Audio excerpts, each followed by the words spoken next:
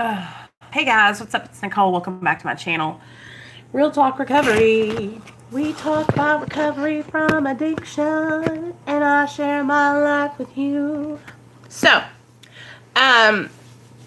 guys, first of all, where do these people come from on YouTube? That's what I want to know. Because when I was in my drug addiction, there was no way in hell I was going to be live streaming my ass being fucked up like that. I mean, it's embarrassing. Hey Christy, hey Lisa. Y'all know since me and Nick have made a truce, now every now and then I stop by over on his channel. Hey Amanda, to see what he's talking about over there. And today I went over this morning and he was talking about this guy whose channel is called Mr. G. So I went over to Mr. G's channel to look at it, right?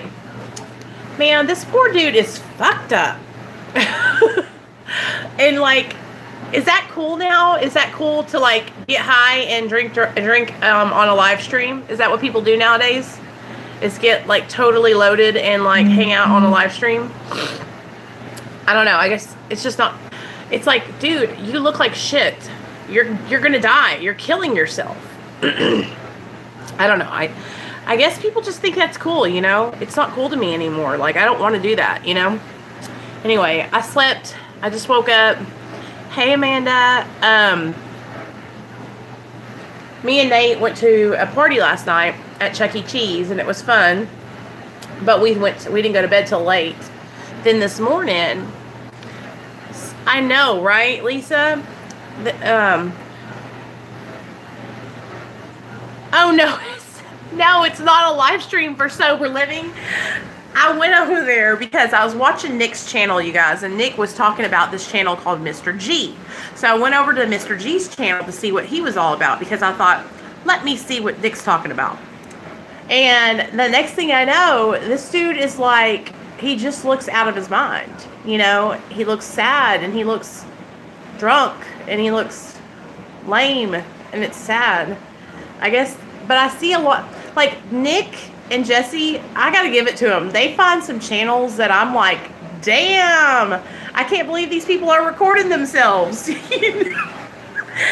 Because these, dude, y'all have, when you get off here, go over and look at this dude's channel, Mr. G, right? He has 4,000 subscribers, y'all.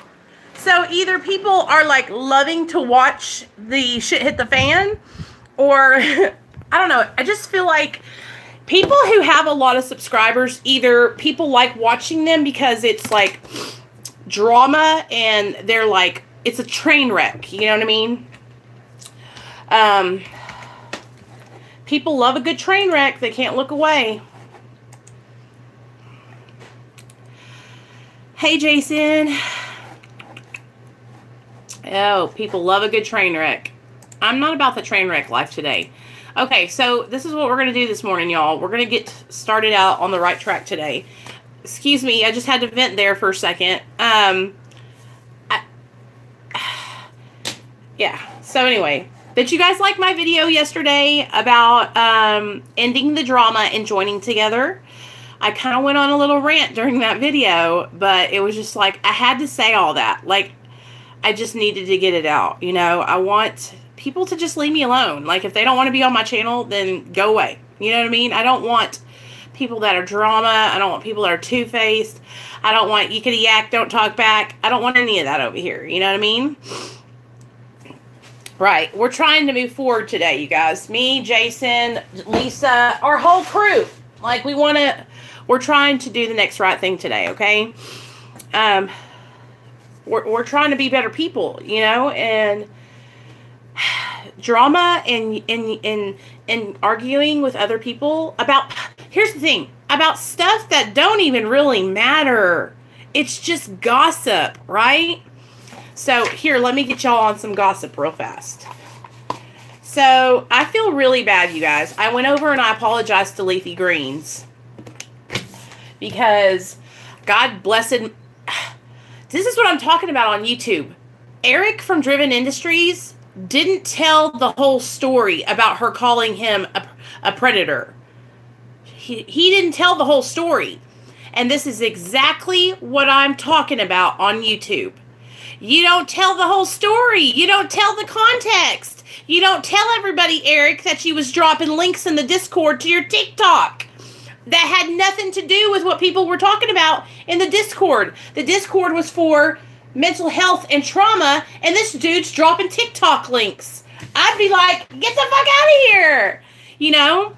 And then she exposed his ass for having a GoFundMe for $10,000 to sell shirts and wristbands and hats that say Driven Industries on them. You guys, there's a reason why I unsubscribe from these fools. And it's because how are they going to talk shit to the Rewired Soul when they're doing the same exact thing? They're doing the same exact thing. Y'all don't even understand. This dude's got merch out the yin yang with the Driven Industries logo on it. Okay? It's like, get the fuck out of here. So you're selling t-shirts and wristbands. How the fuck is that helping anybody with suicide? You know? It's just, y'all, this is what I'm talking about. People don't tell the whole story on YouTube. They don't tell the whole story. So, anyway, I'm glad you told your whole story, Jason, because it gives context to what's going on. You know what I mean?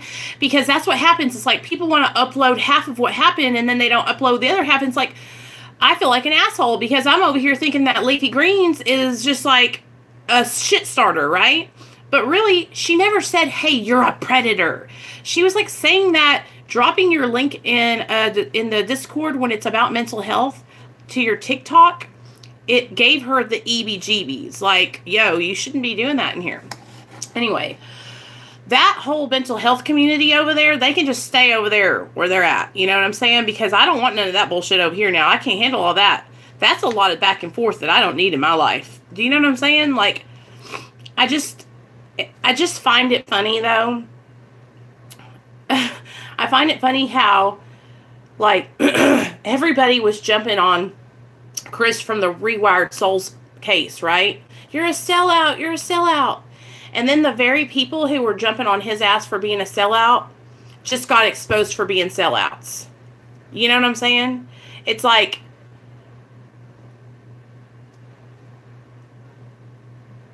y'all feel me? I mean, anyway, whatever.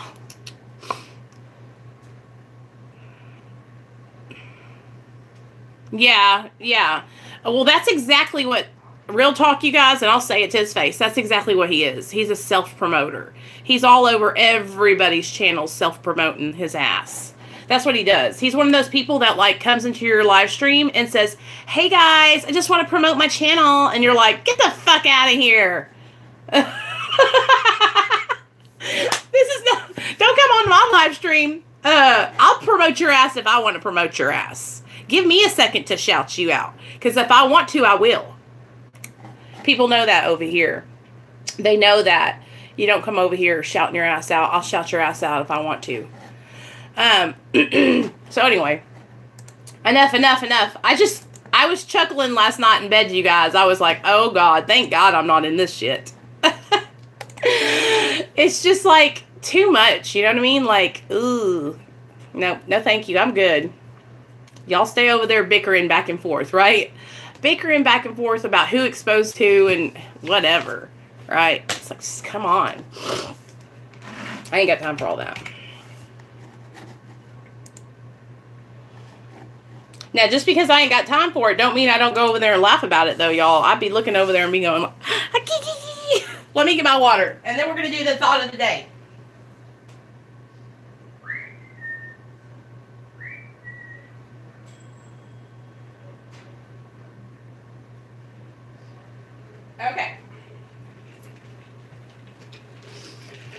Okay, here we go. Yo. Thought of the day. Hey, Rob, what's up, buddy? So, I got a little out of hand there, y'all, for a second. Y'all gotta get me back on task. Okay? I just could not help but sit there and laugh out loud last night. Leafy Greens did that. She showed the whole truth and nothing but the truth. So anyway, here we go. Every now and then, like, I don't want to be in the drama, but I don't mind going over there and peeping on somebody else's drama. You know what I mean? Like, I don't want to be in no drama, though. So here we go. Sunday, April 7th. Thought for the day. Y'all ready? Hey, Deb. In AA, alcoholics find a way to solve their personality problems. They do this by recovering 3 things. First, they recover their personal integrity. They pull themselves together. They get honest with themselves and with other people. They face themselves and their problems honestly instead of running away. They take a personal inventory of themselves to see where they really stand. Then they face the facts instead of making excuses for themselves. Have I recovered my integrity? Meditation for the day. When trouble comes, do not say, "Why should this happen to me?" Leave yourself out of the picture. Think of other people and their troubles, and you will forget about your own. Gradually get away from yourself, and you will know the consolation of unselfish service to others. After a while, it will not matter so much what happens to you. It is not so important anymore, except as your experience can be used to help others who are in the same kind of trouble. I pray that I may become more unselfish. I pray that I may not be thrown off track by letting the old selfishness creep back into my life. So today, one of my girls emailed me, and she's really struggling with having a hard time, just feeling like not good about herself, right? Just feeling like she's not ever going to get anywhere, that she's doomed to this life of, you know, boringness, and she's got 6 months sober, but she's just really struggling with thinking she's a bad person, right? And part of what helps me, and I never understood it until it started working, right, is that whenever I'm like in that self-pity mode and I'm just like feeling bad for myself, right, like I freaking hate my life. I think I'm never going to get out of this. I'm never going to get past the point I am right now, right? When I'm feeling sorry for myself, it's like the worst feeling, because it's like I can't get out of that. But what I've always found that works for me so much is to go around other people who are in recovery and hang out with them. Go to a meeting. Go hang out with your girls. Go get some coffee if you have some sober friends. Get yourself some sober friends. Okay? Helping other people. Like, even if you're new in your recovery, okay, and you can't take somebody through the steps, or you can't give people rides to the meeting, or you can't, you know, be on the phone to give suggestions, but you can reach out to people and say, "Hey, I just wanted to let you know that you're not alone." Or you can say, "Oh, hey, I go to this meeting over here. It's at Nicole's YouTube channel on Friday nights at 8, and you should come with me." You know what I mean? Like, you can help people, you guys. You don't have to.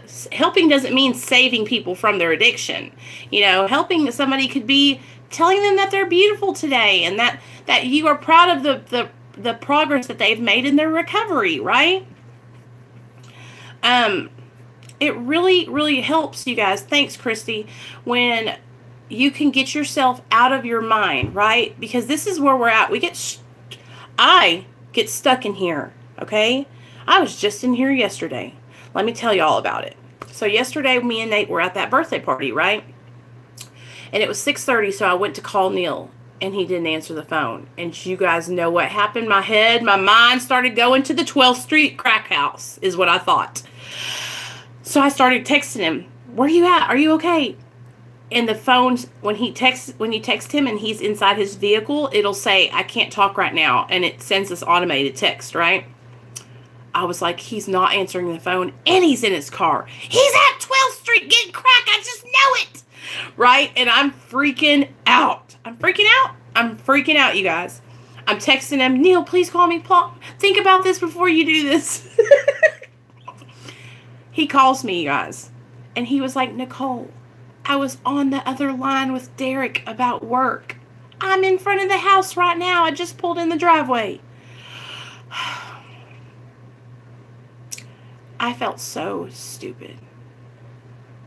It's like, I'm so afraid, you know, of him relapsing or something like that happening. It's like automatically where I go in my mind. It's so hard, you guys.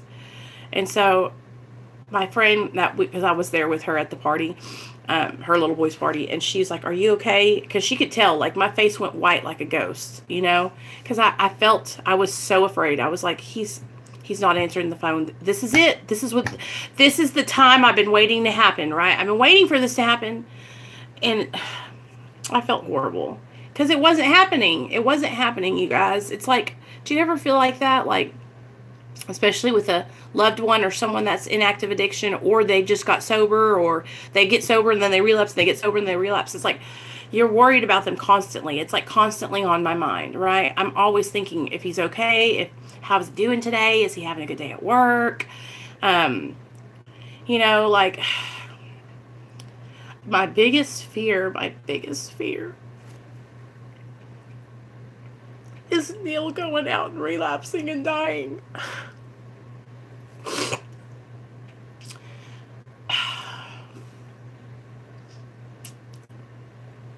I just love him so much. He's just such a good person to me, you know. When I was in my active addiction, nobody would even talk to me. I was such a I was a mess, you guys. I was a mess. I was a wreck. Okay, I was a liability. People didn't want to hang out with me and get high because I would get high and overdose, like, automatically. Not even, it was no fun. You couldn't come and be with me because I would get high, overdose, and then you would have to take my ass to the hospital or something, you know? So when I met Neil, he took me in. I didn't have anywhere to go. You know, so I feel this obligation to protect him, you know, because he helped me so much. When I met Neil, he wasn't like I was, you know what I mean? He still had a job, he still had a car, he still had his family, and I didn't have anything, you know? My family was like, get the fuck out. When I was like 20, you guys, my family was like, see ya. I mean, I had been estranged from my parents for many, many years. And, so when I met Neil, he like swooped me up, you know what I mean? Like, saved me. But then I drug him down. And this is what I'm telling you guys about. It's only because I know from experience. When you're trying to help somebody get sober and you're struggling yourself, I promise you that person will drag you down with them. It happens every time. And that was me. You know, Neil was trying to live his life right. He had gotten into the methadone clinic. He was trying to do the right thing. He's trying to stay sober, and here I come, right? And he pulls me up with him. Oh, don't y'all know, I pulled his ass down so far, and we got thrown out of that house together. Hey, Courtney. His parents, it was like a whole, oh my gosh. It was like I had already hit my rock bottom, but here I am, I'm bringing him down to the bottom with me. And then we hit a bottom together when we had my son, you know, my son got taken away. And so all this stuff happened. It was just so crazy, you guys. Like, that's why when I'm telling you guys, I'm like, you got to take care of you. You've got to take care of your recovery. You know, you've got to think about how things will affect you. Yeah, I don't know why I went on that tangent. I guess I just needed to share it. So integrity is, personal integrity, I feel like for me is hella important, you guys, because I want you guys to know that what you see here is what you're going to get in real life. Like, this is who I am. You know, what I do on my channel is what I do in my real life. How I talk on my channel is how I talk to my friends on the phone, you know. And it's really important to me to do what I'm going to say and say what I'm going to do, right? And it used to not be like that when I first got sober. I struggled, like, to even, I was so flaky, you guys. Like, I couldn't even call people on the phone and follow through. That's how flaky I was, okay? I couldn't call my sponsor. I couldn't call my friends that were in recovery because it was like, I didn't know how to do any of those things. I didn't know how to have a relationship with somebody and follow through and be consistent, you know. And how my channel is, that's what I've been able to do here, is build consistency with you guys, you know. Right. You know, Jason, I think we've kind of like both, I know I have a voice, but I feel like we've both kind of found our boundaries together, you know, because for the longest time, you guys, I was so afraid of offending people. You know, I never wanted to hurt anyone's feelings or, hey, Byron, or offend anyone, right? But it's like, I have to set boundaries for what I want for my channel and what I want for you guys and how I want to continue doing my recovery. I want you guys to be able to say, hey, Nicole, we love you, but we see you slipping back into your old behaviors. We see you being drama, Nicole. Like at the beginning of this video, okay, when I was talking about drama, you know, like that's not healthy for me, you guys. It really, really isn't, because it sucks you in. It's so negative. And I don't want to do that here on my channel. You know what I mean? Like, I've got to make a separate channel. Look at me. I got to make a separate channel for drama, you guys. No, I'm just playing. I don't know how people do it that have like drama channels, you guys, because that's like constant bullshit and negativity and drama all the time. It's chaos. I really don't know if a person in recovery could have a drama channel and have a healthy recovery, because it's so against like what we were supposed to do in recovery, right? Hey, Lydia. You know, in recovery, we're supposed to be honest. We're supposed to have integrity. We're supposed to help others and be kind and tolerant and loving. And with drama, that's kind of like a gossip, you know, kind of thing. No, it didn't, did it? So, I don't know. Can you imagine that, though? I just know that it's not something that would work out for me, for sure. But Lisa, I don't know. Miss fucking Wonderful's not as hardcore about her recovery. I don't really think she's like in a 12-step fellowship or anything like that. I think she's like, I know that she's in recovery though. I know that she's sober. I just think that she's more just like went through some situations in her life to where she just sobered up. Do you know what I'm saying? Like, I know that she went to that rehab where Peter worked, remember? And she was there for a long time. He was like her mentor. Hey, Ian. And so I think, I don't know though, you know, but you guys don't understand. There's some people who can just get sober, you guys, and like move on with their life, right? They just stop doing drugs and alcohol. That easy. And then there's people like you and me who we need we need a program. We need something to follow every single day, because if we don't have that in our lives, then we will fall off track. Do you guys understand what I'm saying? Like, don't get me wrong. Like, I know there are people who can get sober and never look back. And I'm like, how did you do that? How in the did you do that?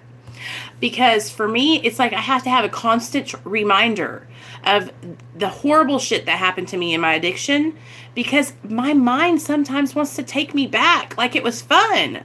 Do y'all know what I'm saying? It's so serious. It's like that. It's like, I don't know. And then that's where I think, listen, and don't anybody get offended. I think, was that person really an addict? Or were they just having a problem while they were going through, like maybe they were younger and they were going through like a midlife crisis or a teenager crisis, or they were just experimenting and playing and doing drugs like that. You know what I'm saying? Because I feel like when you have the disease of addiction, it's like so cunning, baffling, and powerful. It comes into your mind. Okay. Yeah, that's what I thought, Courtney. That's what I thought too, is that she was still really young. So so that's where I think, you know, there's a difference, you guys. There's a difference between people who, you know, were hard drinkers, right? And there's real alcoholics, and there's binge drinkers, and there's, you know, people who binge drinkers who can drink once a month and never drink again, and then once a month and never drink again. Do you know what I'm saying? But listen, only you can tell if you're an addict or not. I'm not telling nobody they're not an addict. If you say you're an addict, you're an addict. Okay? Self-diagnosis there, baby. That's what I think about though, you know, because for me, like, I couldn't just stop and not ever look back. Like, I still look back sometimes and I'm like, am I missing out? I'm missing out on that good dope. Do you guys ever think like that? And then what I do is I'm like, psh, psh, psh, psh, and I slap myself around, and I'm like, bitch, you're going to die on that good dope, you know? So that's what I have to remind myself is like, girl, you could die, right? You could die. Like, do you want to die? That's what I keep on, like, because here's the deal, like, especially when I, like, get in kind of a depression, right? I know, Jason, me neither. Me neither. Kombucha made me feel like I had alcohol in my gut. I cannot believe it, Jason. You know that story, you guys. Hey, Brian. Back about, it's like my 18-month sobriety birthday, right? Me and Nate went to Kroger, and I grabbed a kombucha because I had heard these skinny yoga girls talking about how it gave you energy. So I grabbed me one, and I started drinking it while I was walking through the store. And then I felt that burning in my stomach, you know, the alcohol burn. And I was like, this is liquor. And so I ran up to the cash register and I said, this is alcohol. I'm a recovering alcoholic addict. I can't drink this. And the guy was like, have you relapsed? And I was like, no. I said, I just had one sip, but I felt the burn. And he was like, okay, well, I'll take it. You don't have to pay for it. And I was like, thanks, man. But it was so scary because I was like, I relapsed on kombucha. I called my sponsor and everything, y'all. And I was like, I just drank kombucha. She's like, what the hell is kombucha? Yes, I remember. And, oh, yeah. And then I went into the story and told you about my story. And it's like, but you can feel the burn, you guys. And people are like, oh, it's only fermented probiotics or fermented fruit. Well, isn't that what alcohol's made out of? I don't know. It's alcohol, y'all.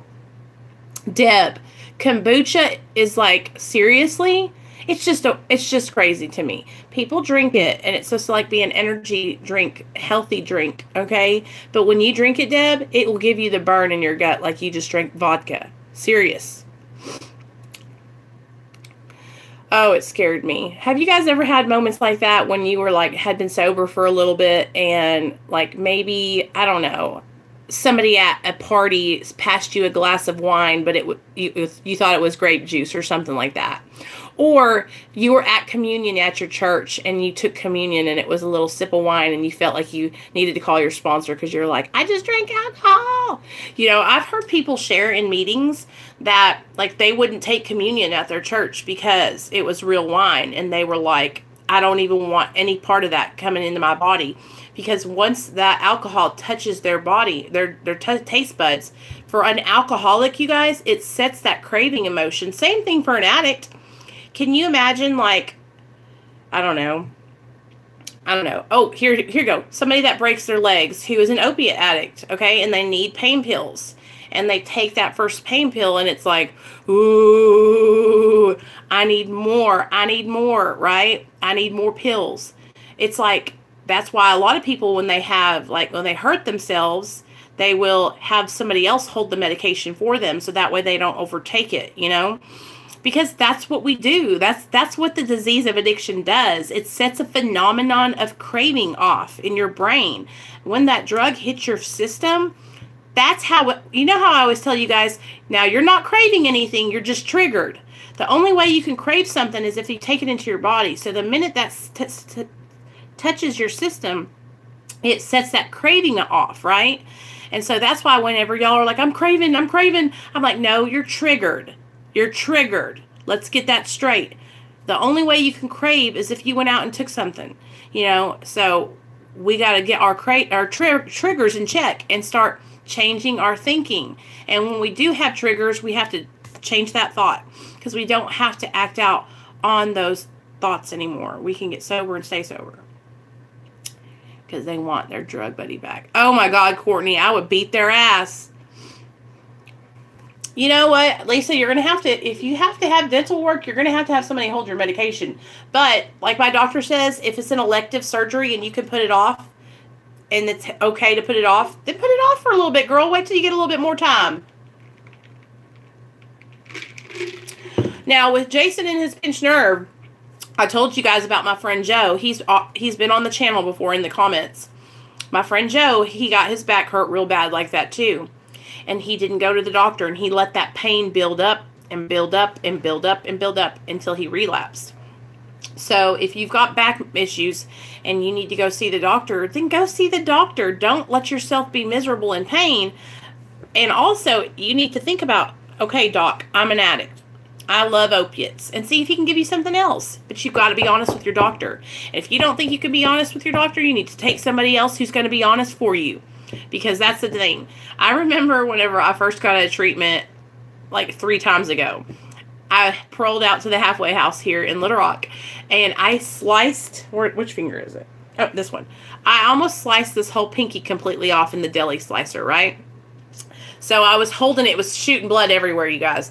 And I ran inside up to my manager. I was like, I just cut my finger off. And he's like, oh my God. So they took me to the hospital. They stitched it up. And I was like, I'm a drug addict. I'm a drug addict. Don't give me any pills. And I called my sponsor, and I went back to the halfway house, and I showed my counselor, and I was like, I didn't get pain pills. And she was like, hey. Yeah. So if I can, I mean, it's just whatever. It sucks at first, because it's like when you tell the truth, you guys, to the doctor, you're like, they're going to write that down in your chart, right? And so, like, you're going to be an addict for the rest of your life. And so it's like, I was like, fuck, I'm never going to be able to get drugs, you know? But in my experience, like, when I have something really horrible go on, now that I've been sober for a little bit, like, I just had dental surgery, like, 6 months ago. And the doctor said I could have hydrocodones then. I just didn't want them, you know? I just told them I would rather not. I would rather not have them because it was too much of a you know, a temptation. But anyway, I'm going to get off here, and I'm going to go take a shower, wash my ass, and get ready to go get Nate. And we're going to go to the grocery store. So I love you guys. I hope you have a good day. If you guys want to, we'll do a video tonight at 8. So be back here tonight at 8. Okay, guys? I love all y'all. Thanks, everybody, for coming. 14 people today. That's awesome. Thank you so much for coming, you guys. You don't understand. Like, I love seeing y'all talk to each other in the comments and all that kind of stuff. That's what this is about. Okay? So I love you guys.